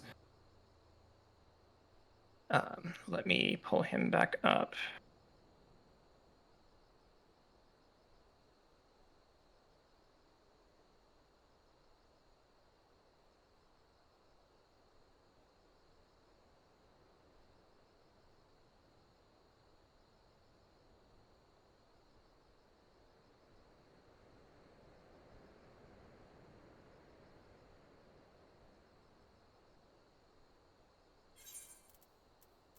So Susanoo is actually a kami, which you've heard the expression in Japanese in the actual Stormblood game. It's a kami in Japanese mythology. He's the younger brother of Amaterasu, goddess of the sun and mythical ancestress of the Japanese imperial line. Also has a sister, I believe, in Tsukiyomi, the moon goddess. They were the 3 siblings, and they were the children of the first god of the Shinto religion, Izanagi. Why do I know all this? Japan. Because I'm fluent in it somewhat, and the Shinto religion's just cool. I really like it. And I'm a weeb, that's why. There it is. Fair, Neela. Neela says Amaterasu equals as I'm just saying. Well, the thing about that, though, is that we've got Susanoo in the opening. We got Tsukiyomi later. They were going to put out Amaterasu, but as the second one after it, Lakshmi, ended up being too close of a design to what they had planned for Amaterasu, so they scrapped Amaterasu and just went with Lakshmi. Tragic. I wish we'd gotten Lady Lakshmi anyway, so I was never that big a fan of her design. Not that I care, it's just I would have something else and I was a little disappointed. I wonder if they're going to bring her up again, like perhaps in the Japanese localization of Myths and Legends, the 24-man they're doing in Endwalker, like for Azima. Neela is absolutely correct, though. If they had brought Amaterasu out, it would have kind of conflicted with the direction that we were going in Shadowbringer. Absolutely. Ooh, we have a new person. I mean, not to say they couldn't have worked it in with like this is what the legends about Azim, born from the mists of the time after the Sundering, have finally grown into, but I do think it maybe is better they didn't go with it in the long run. Absolutely. Although I really, really wanted to see it because at the time, of course, me loving Japanese mythology and Japan in general, I wanted to see more of it. Stormblood had that aesthetic that hit me. I was trying to pull up an image just to make our stream a little bit more flavorful. But I realized I kind of misspoke. I said the first primal we see. I'm not convinced that a kami is a primal. These are very different. No, they are. Stormblood is where this starts to get a little weird. Like, we know Lakshmi is. End of story. Shinryu is, for sure. But these kami, it's getting a little fuzzy here, isn't it? It is. And kami are generally just kind of known as just deities. They're not even like, you know, demigods or gods in the heavens. They are just reverent beings. It's a it's the Japanese word for like spirit or holy powers, like spirits or holy powers. And the root of the word was traced back to Shinto as well. One thing I think is... I'm sorry, go ahead. They can be elements of like the landscape, forces of nature, feelings, virtues of life, and all that. It's essentially what whoever the people worship, they associate it with that virtue or that part of life is what the kami is. So that's in real life. Go ahead. So, I want to point out that before Stormblood came out, it was very much implied, if not outright stated, that the reason Garlemald was so interested in Eorzea was because of summonings, and it was very heavily implied, I think, I don't think it was outright stated, that there were no summonings outside of Eorzea. And of course, now having played Stormblood, we know that's not true, same with Shadowbringers. But I just think that it's interesting that there was kind of that impression in the world that summoning is something that was unique to Eorzea. Go ahead. Oh, I said it is interesting, and it's probably at least partly due to the plethora of ether used in these summonings that is so prevalent in Eorzea and slightly less so elsewhere, but there may be more to it. There is 5 classifications, 5 defining characteristics of kami. I've actually looked this up. 1. Kami are of 2 minds. They can nurture and love when respected, or they can cause destruction and disharmony when disregarded. Kami must be appeased in order to gain their favor and avoid their wrath. Traditionally, kami possess 2 souls, one gentle and the other assertive. Kami have 2 additional souls that are hidden, one happy and one mysterious. Kami are not visible to the human realm. Instead, they inhabit sacred places, natural phenomena, or people during rituals that ask for their blessing. They are mobile, visiting their places of worship, of which there can be several, but never staying forever. There are many different varieties of kami. There are 300 different classifications of kami listed in the Kojiki, which is kind of like a list or a summary. And they all have different functions, such as the kami of wind, kami of entryways, kami of roads. Lastly, all kami have a different guardianship or duty to the people around them. Just as the people have an obligation to keep the kami happy, the kami have to perform the specific function of the object, place, or idea they inhabit. So they literally just are the spirit of whatever the people around them kind of worship. The idea. If I might, I'd like to take a moment to discuss what the heck even makes a primal. Basically, from what we understand, it's a combination of ether, power, to create the form, and then prayer, usually in the form, will, usually in the form of prayer. In the lack of the concept crystal to build the idea off of, they pray, and that aligns, I guess, the summoners' will to a common goal and gets you what you get. I feel like kami don't fit into this, but there's some similarity. Like if you revere these objects, they could become imbued with ether. I'm not really sure, honestly. What do other people think? I think that they're closer to what the traditional Japanese mythology kind of states of them. In the Far East, in Doma and Shirogane, or not Shirogane, but Hingashi, the primals they instead have what are called kami, and they worship and revere all of their feelings that they feel, or ideas that they hold, or forces of nature that come through. They each have a kami for them, and referring to that, their daily life, they don't exactly worship, primals, but they kind of want to be blessed. I don't know if this is making any sense or not. It seems like a you scratch my back, I'll scratch yours kind of thing. Pretty much, I yeah. appease you, you look on me favorably. What I find interesting, though, I mean, from an kind of the science of the star we live on, like, is there any such thing as a spirit that simply persists in an artifact that is different and kind of opposed to a primal concept? Is this a real living thing?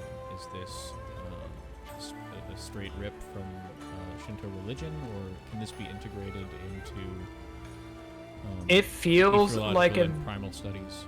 It feels like a very, very, very close rip from Shinto religion, just because the way I say it is that a variant. I'll read this off. This is from the Shinto religion.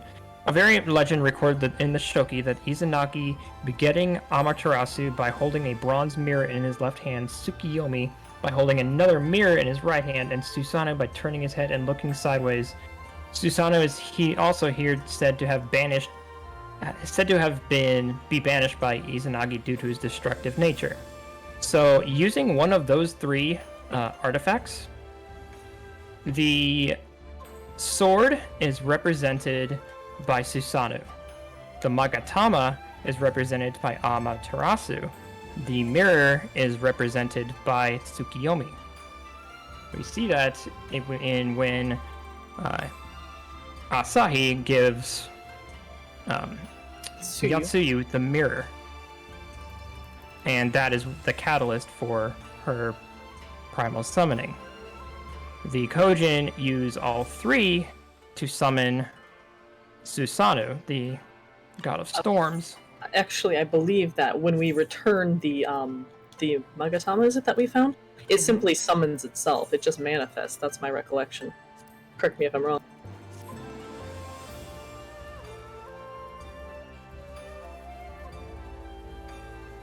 So, yes, but I think a lot of that had to do with the faith that had been imbued in those objects. Yeah.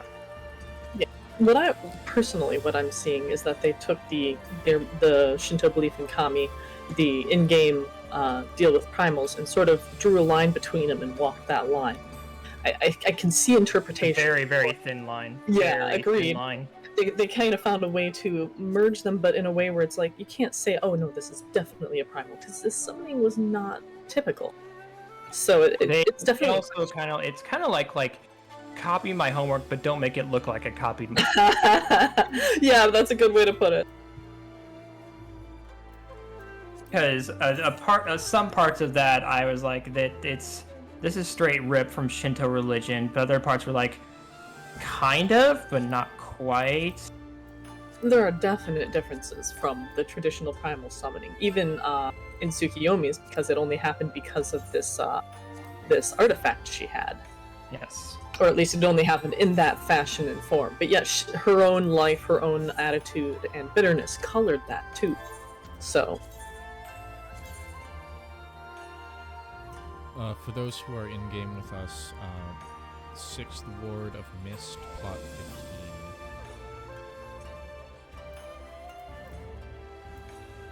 That's which server? Excalibur. What am I doing? Bonnie's in my my cafe, which is going to be a hangout spot once we all can transfer on a whim. I'd like to periodically hang out there. So. You own a cafe? You've seen my private photos. Oh, right. I'm not putting on an apron. No, don't. Damn it! I should have done my apron glam that doesn't have any pants on. Oh my. Ladies and gentlemen, Bonnie. You call that business in the front and a party in the rear. So I should probably try the jump while I'm here, right? What?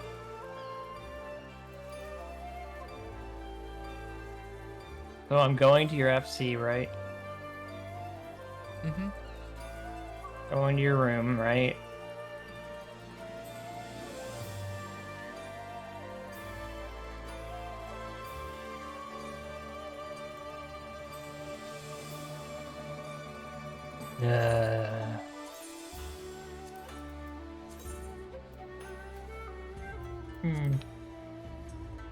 I guess I'll take the Dengo.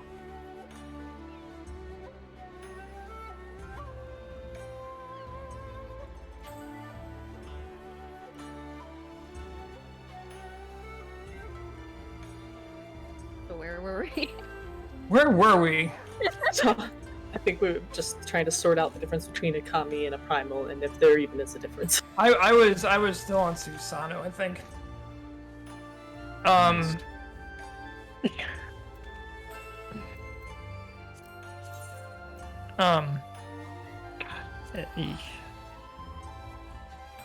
Anyways, Susano is traditionally known as the god of rain or god of storms, which I mean we fight him in the open area there, and it's constantly raining. And he also summons thunderclouds to kind of throw us too. And he also wields that giant sword, which again I said earlier represents for him the Kusanagi no Tsurugi, but in the game it's referred to as the Ame no Murakumo.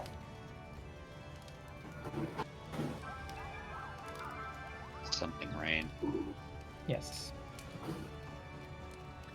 Well, it's the Murakumo means cloud. It's rain cloud or storm clouds. Interesting to me that he sunders his platform and it is divided through the rest of the fight. Did you say sunder? I did say sunder. Let's see, oh yeah. Oh, okay. Yeah, I'm just going through my Japanese in my head. It's Ame no Murakumo is the gathering clouds of rain. There we go. So it's interesting that he hits us with a giant sword that's called Gathering Clouds of Rain.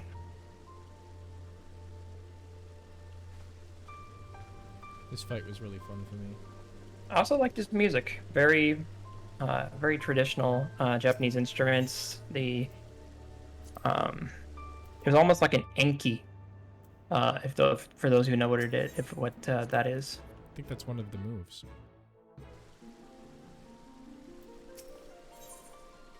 It is one of my favorite themes, hands down. It's so hard to pick. I can narrow it down to about 20 favorites usually. The music in this game. He's also very quotable. Indeed. Rise! Rise to the occasion! The seas part for we alone. Which upsets me every time because that's incorrect grammar. Yes. It's a prepositional phrase. You use us, not we. But you know what? It's still made for a great line. Yeah. Anyone else have anything to say about Susano? I have opinions on the usage of grammar in the service of communicating a thought. Okay. We is incorrect, but it's more formal, and it seems to be more dualistic, as in dualistic? I don't know. To me, it felt like it suited properly, even though it wasn't exactly correct.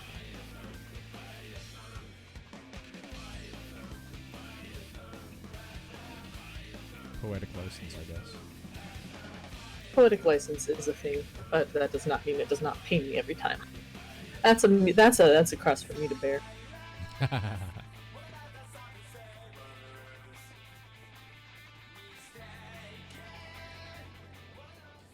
So, in the interest of trucking along, I guess we should hop onto Lakshmi. Yeah. Snake people, am I right? Nanta. They love beauty. I heard giggling. In case people don't remember, Lakshmi was actually summoned because the Nanta brood mother's daughter was slain by Garleans, I believe, due to some kind of anger and misunderstanding. And she basically, she was basically inconsolable. She wanted her daughter back, so she called out to her god in that way to be like, yo, give me my daughter back. So Lakshmi breathes life into her daughter's body, which now stands there soulless and just doesn't do anything. But Lakshmi is very much a traditional primal in the sense of the Eorzean summoning style. Yep. She tempers and all the stuff. Actually, that's one of the... is that the first time we see the Warrior of Light do an anti-tempering thing to protect others? Because I believe it's Lys and Alizé are right there when this wave of tempering goes out and the Warrior of Light stops it, basically. Yeah, to protect others, and then we see it again in Bosja.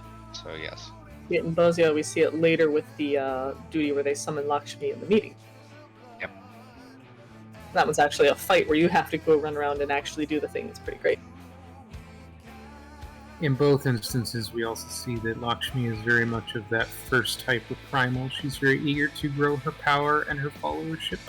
Yes, she is definitely summoned as a god, which puts her in that class 1 category. She simply doesn't seem to understand, why would you want to suffer the bad of this world? Come live in beauty with me. Come suffer in my bosom. I don't think suffering is what happens there. Yeah. It is, but it's the best kind. Is she? We see her a couple of times. We see her once in the trial, and then the second time later as a solo duty, which I thought was pretty cool. It was, and it was very unexpected for me. I wasn't expecting suddenly primal. Right? And for us to use our blessing to repel her tempering. Yes, I actually wonder if that was a growth of the Warrior of Light skill, or if that was the thing we always knew how to do and we just needed to be put in the situation where we instinctively do it. Because, we had Arnivald helping us too, so. Yeah, Arnivald does the same thing during the duty.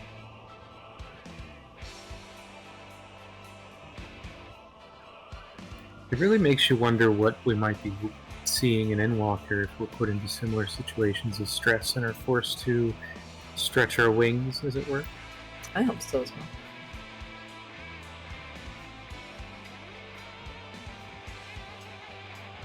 Well, yeah, like I said earlier, Lakshmi's design was too close to that of what they had planned for Amaterasu. So they scrapped the idea of Amaterasu and just went with Lakshmi. I'm happy with what they did with that, but I also kind of wanted to see what their design was for Amaterasu. Hey, we could even be Amaterasu, the sun god. That's interesting.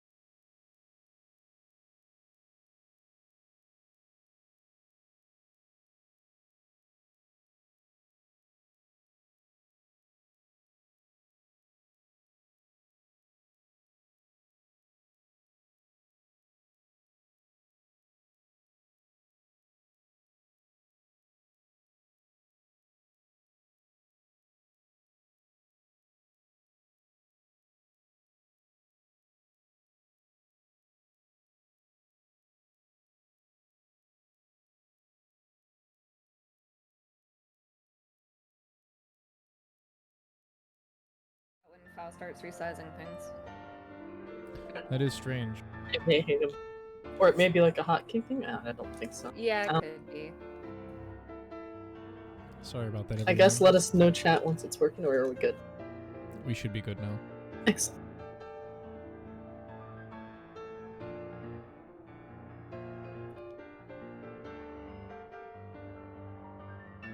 So I guess I can finish my thought. Yeah, please restart from wherever you remember starting. And Yeah, hopefully we're not missing I think one thing we should remember going forward is, assuming we're going into Shadowbringers probably for the next episode mainly, is that there really isn't any primals on the first that I can remember. And that makes me wonder if they're a phenomenon of the source alone, or something that can be summoned on the shards. My understanding... Oh, go ahead. No, there are many, many primals on the first, and the Warrior of I Light disagree. summons all of them. That's the thing I was going to say. The first itself does not have the etheric density to summon primals. People can't just do that. Eden, however, does. Yes, because it works as an amplifier, but right. That's to And a say reservoir.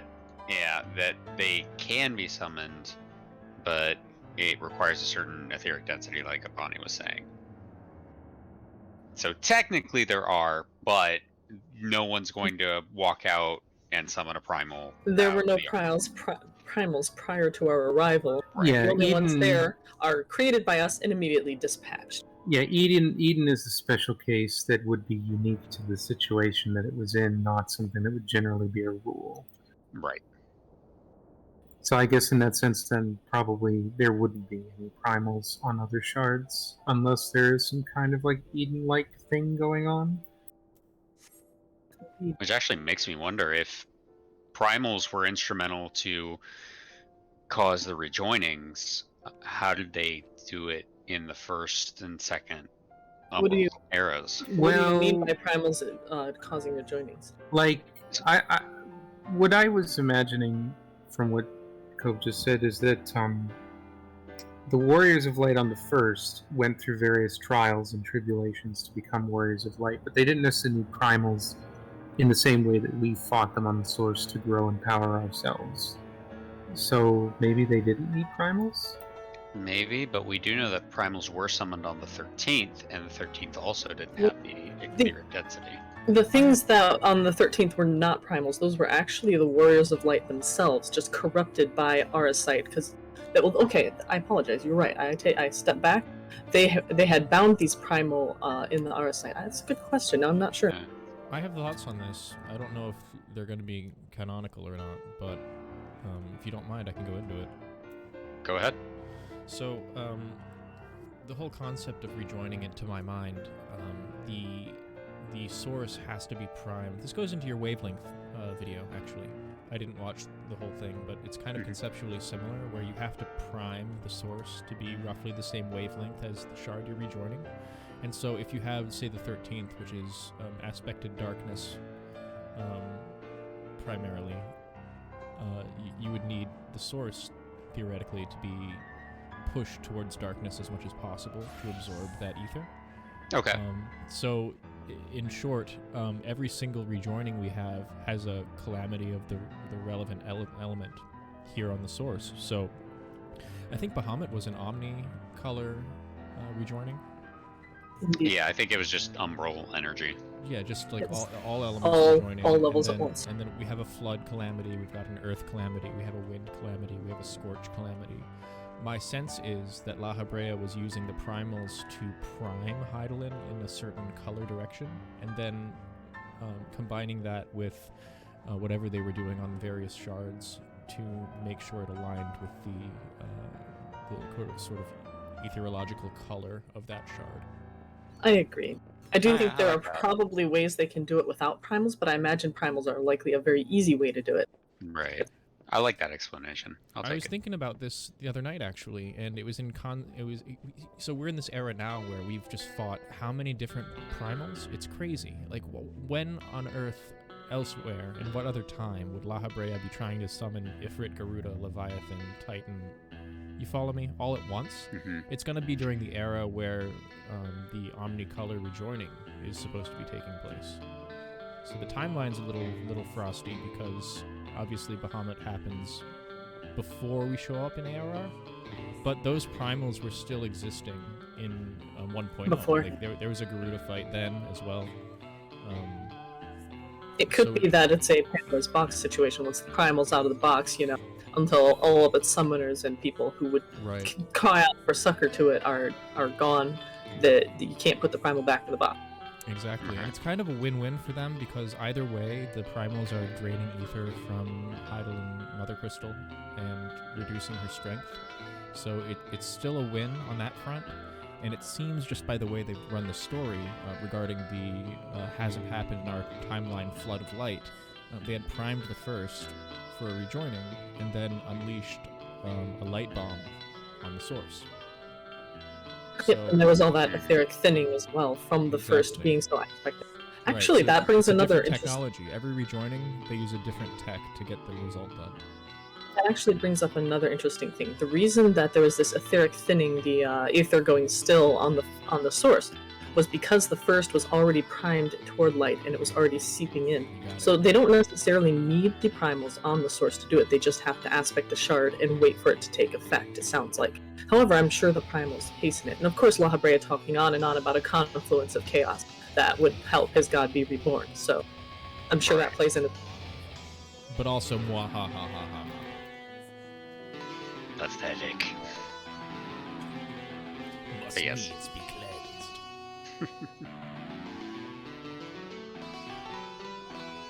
Y'all slay me. Thank you for indulging me that. I'm glad to have contributed my thoughts. That made me happy. My goodness. All right. I guess we should wrap up. Yes. Next week, where will we be starting? I guess we'll be starting at goodness. Somebody else talk. I'm not sure we had any true primals. Well, okay, I don't know if we had any true primals in Shadowbringer's big ol' asterisk because Hades was odd, and as the card suggests, it's possible that he became primal second form. We just don't know.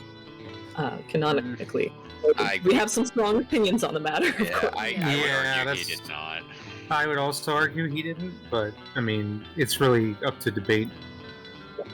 It's Yeah, hinted that for- there's a possibility, but it's certainly not canonical or anything. So Yeah, all the for- light. Go ahead. I was just going to say all the light wardens were light wardens, not truly primals. And then we got the emerald, the werelit weapons, which seem to be a synthetic, almost primal-like, but definitely not actually primals. They seem to mimic some primal abilities without being primals themselves. Yeah, They're the like whirlwind biomech weapons suits. actually nommed on primals to charge up their synthetic foresight, but that's about where their connection ends because we don't even know what primals the weapons nommed on. So the only other real primal connection we have for Shadowbringers would be like from Bosnia. That's basically all the primals, the true primals. Mm-hmm. In fact, I think part of the FanFest, they were discussing it being called New Threats. They're not going with primals anymore. They've kind of Yes. used them all up and gone a different direction. It does make me think of primals as kind of almost like fundamental, incidental things that happen when you aspect a certain direction and summon. It's almost... Old hat. It's weird. Yeah, and it also makes me wonder, after Endwalker, what will be the state of primals as an entity, as a concept? Like, are there going to be any more? Are there going to ever be, like, any more, like, trials involving primals? Or are they just going to be gone when Idol and Zodiac are resolved? I posit things like Azem fighting the Ifrita concept, where they took the fire ether from the volcano, made Ifrita, and kicked its butt. That could I be could interesting. doubt it we would see anything beyond much like that, however. That was incidentally much like what we did with Eden. It also makes me curious to see what will happen with the Summoner and Scholar jobs. I It'll would be love to see them go in the direction of... I mean, I know that we don't want a million different sub-phases where we're summoning various different... just for rotational purposes, but I think it would still be cool as hell if you start summoning not just Phoenix and Demi Bahamut, but also like Demi Shiva and others. Right. Just like we can learn and unlock so many more primals and then turn them to our will, and that can be maybe their continuation is that they return to something like they were in the ancient world, a tool or something to experience and enjoy as a concept rather than something to fear and fight. Mm-hmm. I like that. Or even something to embody, like as them embodying some kind of concept.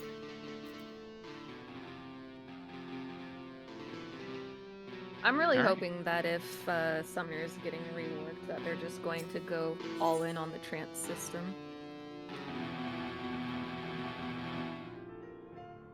Well, we are way over time. We are. Yep. Well, I guess we'll be probably picking up next week on the same topic, but we're going to have some discussion as to where we're going to go with it exactly. We might even have a 2-topic session, but we'll discuss offline. Thank you all for joining. I had a lot of fun as usual, and I hope to see you all next week. If there's something people want to hear about, especially since we may be doing the 2-topic thing, hit us up in Discord and let us know. Yes, thank you, everybody. Take care, everyone. All right, talk to you all next time. Thanks for coming. Oh, yes, Bonnie. She's hitting the bus. Yeah, please join our Discord. Follow us on Twitter. And we love Twitch followers. Yes. My apologies for messing with your focus on the discussion. I am the group's bard. I know how it's when you're rocking out, huh? How dare. Well, thank you so much, Yeah. everyone. Amy's really good. It's my RP profession on Tuesday nights. Wink. All right, say goodbye, everyone. Goodbye. Goodbye, everyone. Ciao.